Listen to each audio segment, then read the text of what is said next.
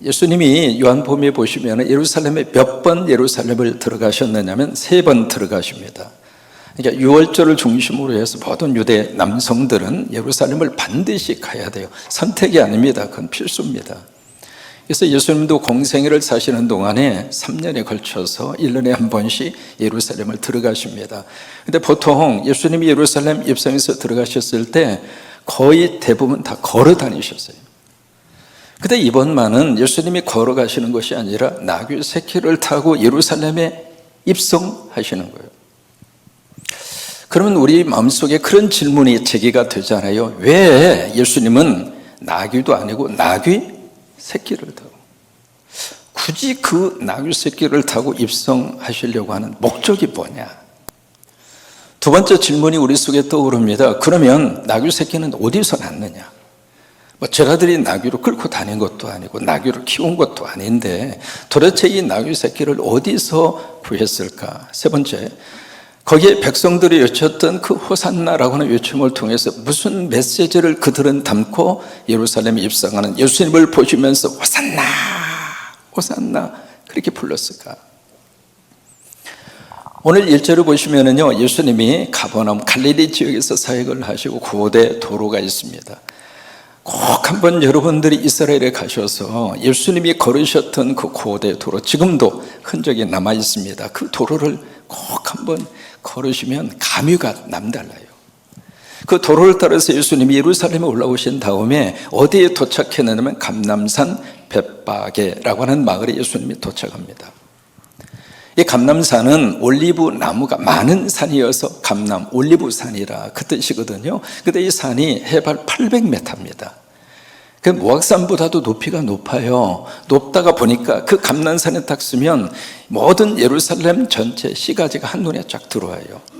거기에 이제 두 군데 유명한 마을이 있습니다. 첫째가 1절에서 만나는 벳바게라고 하는 그 마을이 있고, 또 하나 그 마을에서 예수님이 제자 가운데 2사람을 모아서 그 제자 2명에게 미션을 줍니다. 예수님이 주신 미션은 건너편 마을로 가라. 그 건너편 마을이 어딘가 베다니라고 하는 마을이에요. 그 베다니에 유명한 사람이 2사람이 살았었죠. 마르다, 마리아, 나사로가 살았던 동네가 베다니고요. 시몬이라고 하는 이름을 가진 사람 가운데 나병 환자가 있습니다. 그 사람이 살았던 동네가 베다니예요. 바로 지척간에 있는 베다니 마을로 이 제자 2를 보내면서 무슨 미션을 주는가? 가면 거기에 분명히 묶여있는 나귀를 발견하게 될 것이다. 그러면 그 옆에 나귀 새끼가 서 있을 것이고, 그래서 그 나귀를 풀어가지고 나한테 끌고 와라. 만약에 나귀 주인이 딱 나타나서 당신들 뭐 하는 거냐고, 남의 물건 이렇게 손대도 되느냐고 윽박을 지르고 호통을 치면은, 그때 예수님이 제자들에게 하신 말씀이 있습니다. 뭐라고 그러라고 그랬어요? 주가 어떻게 하시겠다? 주가 어떻게 하시겠다? 쓰시겠다. 이 말을 해라. 그러면 그 나귀 주인이 아무 말 없이 순수하게 나귀를 가져가라고 할 것이다. 여러분, 이 말씀의 문맥을 가만히 우리가 보면서 우리가 생각을 해봅니다. 여기 제자 2이나 나귀 주인이나 황당할까요? 아니면 정상적일까요? 황당합니다. 제자들의 입장에서 생각을 해볼까요? 남의 물건을 훔쳐오는 것은 뭐가 돼요? 무슨 죄가 되죠? 절자로 시작하는 죄가 있습니다. 절도죄입니다. 또 하나, 10계명 가운데 8번째 계명이 있어요. 무슨 계명이에요? 도둑질하지 말아라. 그러면 어렸을 때부터 철저하게 10계명을 가르치고 배웠던 그들의 입장으로서 이 8계명을 어기는 거잖아요. 그러니까 제자들의 입장으로서는 도대체 예수님이 주신 이 미션이 과연 이게 뭘 의미하느냐. 또 하나, 나귀 주인의 입장으로서도 마찬가지예요. 아니, 그 당시 나귀는 교통수단입니다. 지금으로 말하면 자가용이에요. 내 집에 자가용 딱 세워놨는데 어떻게 갑자기 사람들이 와서 문을 열고 차를 가져가려고 그러는 거예요. 그러니까 나귀 주인의 입장으로서도 황당하기는 매일반입니다. 그런데 이 두 그룹 모두가 다 예수님이 말씀하신 누가 쓰시겠다? 크게 한번 해보세요. 누가 쓰시겠다? 주가 쓰시겠다. 이 말을 딱 듣고 제자 둘이 아무 말 없이 가요. 가서 보니까 예수님이 말씀하신 대로 그대로 있는 거예요. 여러분, 말씀대로 순종하면 말씀대로 역사가 나타납니다. 이해와 상상과 생각이 아닙니다. 말씀입니다. 그래서 말씀대로 가서 보니까 말씀대로 그대로 있는 거예요. 그래서 나귀를 풀어서 끌고 오려고 그러는데 아니라 다를까 나귀 주인이 나타나서 멱살을 잡고, 여러분 그렇지 않겠어요? 왜 남의 물건에 손을 대느냐, 왜 가져가라, 그래서 막 그런 아수라장이 벌어지는 그 상황에서 이 제자들이 이 나귀 주인에게 무슨 말을, 예수님이 하신 말씀을 전했는가? 주가 쓰시겠다. 그 말을 하니까 오늘 성경에 그런 표현이 나옵니다. 즉시, 영어로 immediately, 주저하지 않고 나귀 주인이 가져가라고 그런 거예요. 도대체 여기에 주가 쓰시겠다라고 하는 이 말씀이 어떤 의미가 있길래 제자들은 그 말씀을 듣고 아멘하고 갔으며, 나귀 주인은 주가 쓰시겠다고 하는 말씀에 어떤 의미를 그가 믿었기에 아무 말 없이 자기의 나귀를 내줄 수가 있었는가?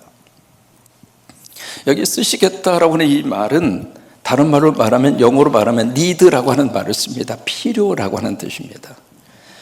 근데 쓰시고 필요로 하는 분이 누구예요? 크게 누구예요? 주님이에요. 다른 사람이 필요하고 다른 사람이 쓰는 것이 아니라, 베드로가 필요하고 베드로가 쓰고 싶어서 달라는 것이 아니고, 이웃집에 아저씨가 필요하고 이웃집 아저씨가 쓰고 싶어서 달라는 것이 아니라, 누가? 여기에 중요한 키포인트가 있습니다. 누가? 주가 쓰시겠다. 여기 주라고 하는 이 단어가 굉장히 중요한 의미성을 가지고 지금 등장을 하고 있습니다. 여기에 주는 지금 누구를 의미할까? 누구를 말하고 있을까요?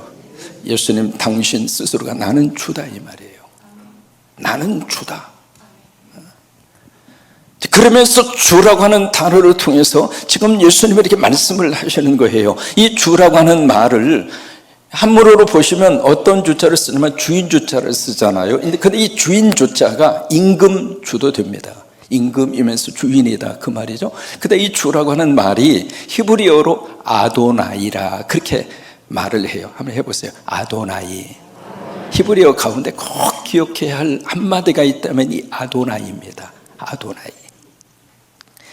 이것을 헬라어, 이 신약 성경을 쓴 그 당시에 헬라어로는 큐리오스라고 하는 말을 씁니다. 한번 해보실까요? 큐리오스. 잊어버리셔도 구원받는데 전혀 지장 없습니다. 한 번 정도 한번 해보세요. 큐리오스. 이게 히브리어와 헬라어에 있어서 가장 중요한 단어입니다. 이 단어를 영어로 번역할 때 어떻게 번역하면 Lord라고 하는 말을 써요. Lord라고 하는 말로 영어로 번역을 하는데, 모든 영어 성경에서 이 Lord라고 하는 말을 쓸 때 앞에 있는 이 L자를 반드시 대문자로 씁니다. 왜 그럴까? 이 주라고 하는 이 단어의 뜻 속에 어떤 의미를 담고 있느냐면, 가장 중요한 의미는 주인이라고 하는 뜻이에요. 주인. 그 다음에 두 번째로 소유주라고 하는 뜻을 가지고 있습니다.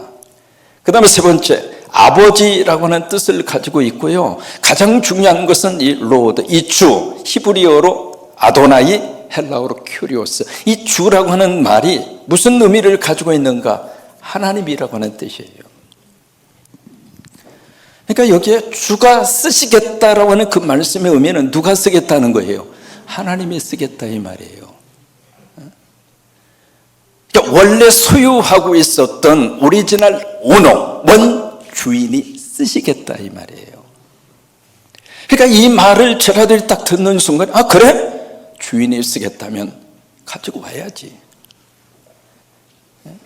그런 마음으로 제자 둘은 건너편 베다니로 간 거고요. 이 나귀 주인은 그 제자들의 말을 딱 듣는 순간, 아 그래? 아 주인이 쓰겠다는데. 질문합니다. 나귀는 누구 거예요? 나귀를 소유하고 있는 소유주 것입니까? 하나님의 것입니까? 아멘입니까? 그 믿음을 누가 가지고 있어요? 나귀 주인이 가지고 있는 거예요. 이 나귀 주인의 마음속에 지금 어떤 정신이 지금 흐르고 있느냐면 청지기 정신이에요. 청지기 정신. 내가 지금 기르고 있지만은 내 집에 있는 나귀고 나귀 새끼지만은 이것은 내 거가 아니다. 이것은 하나님의 것이다. 그러면 원래 주인 되시는 하나님이 이것을 필요로 하신다면 내드려야지. 내 게 아니니까. 여러분 혹시 믿음 생활하면서 꼭 가져야 될 정신 가운데 하나가 바로 이 청지기 정신이에요. 여러분 질문합니다. 내 거라고 주장할 수 있는 게 뭐가 있을까요? 잘 생각하고 대답을 해보세요. 왜냐하면 대답 잘못하시면 제가 다 내놓으라고 하니까. 내 거라고 주장할 수 있는 게 과연 뭐가 있습니까? 여러분 남편이 여러분의 것입니까? 여러분 마음대로 남편이 움직여 주던가요? 여러분 자식이 내가 낳았고 내가 길렀으니까 자식이 내 겁니까? 내 마음대로 돼요?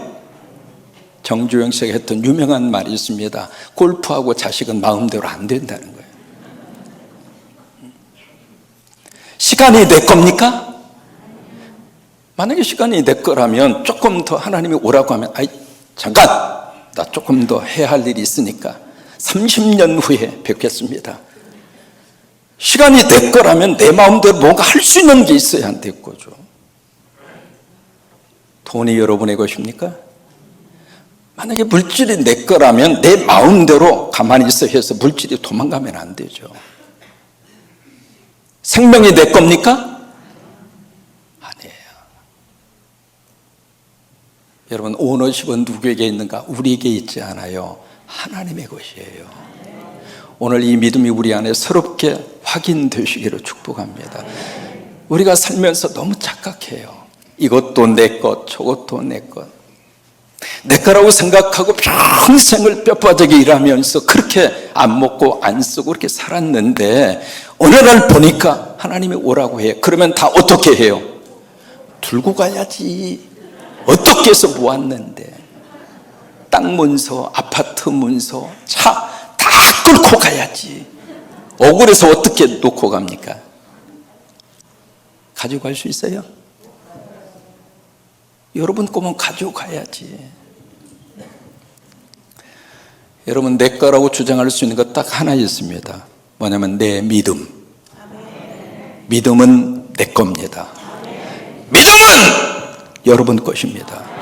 그 믿음 가지고 살다가 그 믿음 가지고 천국 갑니다. 다른 것은 다 놓고 가십니다. 디모데전서 6장 7절로 8절의 말씀, 유명한 구절이죠. 세상에 올 때 가지고 왔어요? 안 가지고 왔어요? 손 한번 들어보세요. 여러분 세상 오실 때 기저귀 한 보따리 가지고 오십니다. 세상 떠났을 때 뭐 가지고 가요? 안 가지고 가요? 내 거 없어요. 다 놓고 가요. 우리는 어떤 삶을 지금 살고 있는가? 그냥 매니저일 뿐이에요. 청지기일 뿐이에요. 주인은 하나님이세요. 우리가 지금 누리고 살고 있는 이 모든 것은 하나님이 장기 임대로 빌려준 거예요. 어느 날 하나님이 도로 주어 하면 다 드려야 돼요. 그러니까 우리가 먹을 것과 입을 것이 있은즉 행복하게 살아라 그 말이에요. 살면서 필요 조건 딱 두 가지예요. 먹을 거, 입을 거예요. 먹을 거 있어요, 없어요? 솔직히 대답해 봐요. 아, 목사님 먹을 거 없는데요. 왜요? 싶었더니 손주의 손주 댁까지 먹을 거 챙기느라고 없대요. 그럼 여러분 입을 거 있어요, 없어요? 그러면 행복하게 살 이유가 있잖아요. 인상 피세요. 너무 그렇게 인상 쓰지 마시고 하하하하 웃으세요. 행복하게 살 수 있잖아요. 그러니까 여러분 꼭 기억하십시오. 너무 아끼지 마세요. 그냥 안 먹고 안 쓰고 입맛 있을 때 맛있는 거 잡수세요. 먹고 싶은 거 있으면 자식놈이 안 사주나 해서 섭섭증에 걸리지 마시고 사 먹어. 목사님 돈 있어야죠. 뭘 해?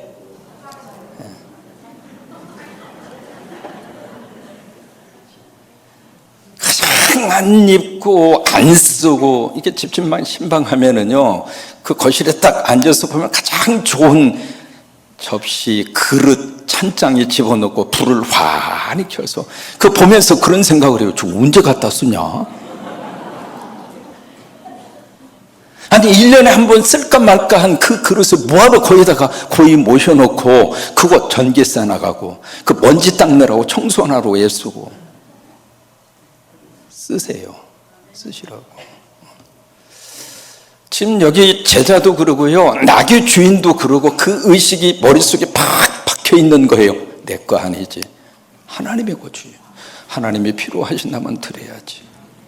하나님이 내 시간을 필요로 하시면 시간을 들여서 선교도 하고, 하나님이 내 재능을 필요로 하시면 재능을 들여서 이렇게 악기로 그리고 목소리로 하나님 찬양하고, 하나님이 내 물질이 필요하시다면 아멘하고 물질을 들여서 십자가도 세우고. 좀 아멘 좀 크게 좀 해주세요. 바로 그거예요.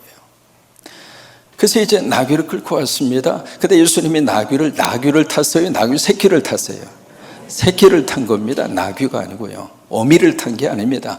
새끼를 타고 이제 들어가시는데 왜 나귀 새끼를 탔을까? 두 가지예요. 첫째로 무슨 의미로 나귀 새끼를 탔을까? 첫째는 애연성취입니다. 애연성취. 그 다음에 두 번째는 뭐 때문에 나귀 새끼를 탔을까? 겸손 때문에 그래요. 그러니까 예언성취는 스가랴라고 하는 하나님의 종을 통해서 500년 전에 하나님이 그렇게 예언하셨어요. 오늘 성경에 기록이 되어 있잖아요. 시온에 따라. 그게 이제 스가랴서 9장 9절의 말씀이에요. 너희 왕, 다른 사람이 아닙니다. 요 킹입니다. 네 왕이 너희한테 온다. 오는데 그냥 오는 것이 아니라 나귀 새끼를 타고 올 것이다. 그 말씀을 500년 전에 하셨는데 500년 전에 하신 그 말씀이 오늘 이루어졌다 그 말이에요. 여러분, 이게 성경이에요. 성경은 말씀하시고, 영어로 to speak, 말씀을 하시고, 성경은 성취되고 to fulfill. 이게 성경이에요. 새벽에 내가 너희를 도우리라. 그 말씀이 새벽에 제단을 지키면서 도움받는 성취로 일어나는 거예요. 주님을 위해서 헌신하고 하나님을 위해서 열심으로 충성을 하면 내가 너와 내 자손에게 복을 주리라. 그 말씀이 성취된다 이 말이에요. 두 번째가 겸손입니다. 이게 왕하고 이 나귀 새끼는 안 맞아요. 아무리 조합을 시키려고 해도 이게 안 맞는 거예요, 격이. 작년에 미국의 대통령 조 바이든 대통령이 한국을 방문합니다. 그래서 이분이 타고 있는 차가 주목의 대상이 됐죠. 캐딜락 원, GM사에서 특수 제작한 미국 대통령 전용 리무진입니다. 상상할 수 있는 그 이상으로 그 차량이 그렇게 제작이 됐어요. 이게 로켓포가 왔어 해도 이 차가 박살나지 않아요. 움직이는 백악관입니다. 거기서 핵 버튼까지 누를 수 있을 정도. 그 차가 이렇게 움직이면은요, 그 차만 움직이는 것이 아니라 그 옆에 누가 따라 붙어요. 경원들이 쫙 따라 붙으면서 앞에서 에스코트하고. 여러분, 그 모습 딱 보면 어떤 생각이 들어요? 야, 미국 참 대단한 나라구나. 파워가 보통이 아니구나. 2014년입니다. 프란체스코 교황이 한국을 방문합니다. 이분이 서울공항에서 예전을 치른 다음에 숙소로 갈 때 이분이 탄 차가 바로 뭐냐면 국산차 가운데 바로 소울이라고 하는 차가 있습니다. 여러분, 소울이라는 차가 한국에서 만든 차 가운데 가장 비싸죠. 그 차를 타고 교황이 숙소로 갑니다. 무슨 생각이 듭니까? 진정한 파워는 겸손에서 나옵니다. 그래서 예수님이 나귀 새끼를 타신 거예요. 그래서 예루살렘에 딱 들어오는 그 예수님을 막 길거리 있는 사람들이 종려나무 가지를 흔들면서 뭐라고 외쳤다고 그랬죠? 한번 같이 한번 외쳐보십니다. 시작. 호산나, 호산나. 한 번도 아니고 두 번. 오늘 성경이 두 번 나오잖아요. 지금 구원하소서. 다윗의 자손 예수여, save us now.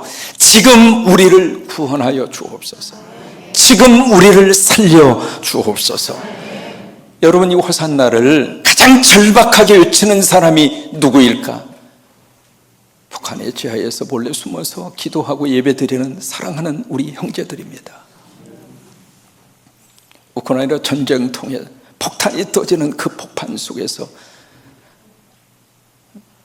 우리 여기 따냐와 타샤의 부모님들, 형제들도 지금 거기에 우크라이나 땅에 있습니다만 그 형제들이 가장 부르짖고 있는 그 외침이 호산나입니다. 주님, 우리 살려 주옵소서. 우리를 구원하여 주옵소서. 여러분, 예수 안에서 구원의 생명이 있습니다. 그 예수 안에서 구원의 생명을 가지고 사는 사람의 믿음의 고백이 뭔가? 주가 쓰시겠다.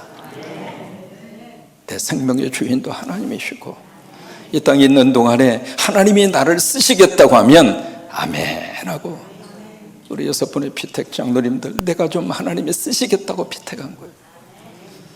이 재단을 섬기는 여러분도 하나님이 여러분들을 쓰시겠다고 해서 이곳으로 모아주셨어요. 주님 쓰시옵소서. 주님 쓰시옵소서. 미국 사람 가운데 크리스토퍼 콜럼버스라고 하는 사람이 있습니다. 미 대륙을 발견한 사람이죠.